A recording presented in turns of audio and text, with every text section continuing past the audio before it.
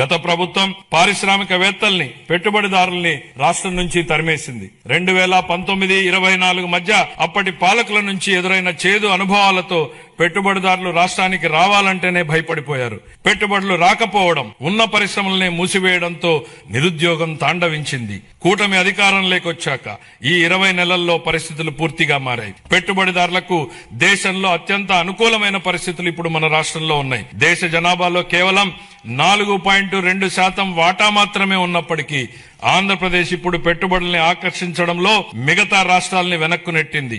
పెట్టుబడిదారులకు అత్యంత స్నేహపాత్రమైన రాష్ట్రంగా నిలిచింది.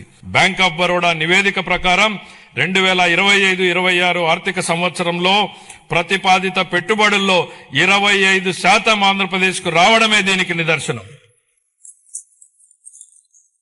బ్రాండ్ చంద్రబాబు వల్లనే ఇది సాధ్యమైంది. ఇప్పటి వరకు మనం ఈజ్ ఆఫ్ డూయింగ్ బిజినెస్ గురించి మాట్లాడే వాళ్ళం. ఇప్పుడు గేరు మార్చాం. స్పీడ్ ఆఫ్ డూయింగ్ బిజినెస్ ఇప్పుడు మన విధానం. గౌరవ ముఖ్యమంత్రి చంద్రబాబు నాయుడు గారి సమర్థ నాయకత్వం, దార్శనికత, ప్రభుత్వ సుస్థిర విధానాలు రాష్ట్రాన్ని విజన్ స్వర్ణాంధ్ర 2047 లక్ష్యం దిశగా వేగంగా నడిపిస్తున్నాయి. ఆంధ్రప్రదేశ్ భవిష్యత్తుని స్వర్ణమయం చేసే మహాక్రతువులో గౌరవ ముఖ్యమంత్రి గారి చారిత్రాత్మక పాత్ర పోషిస్తున్నారు.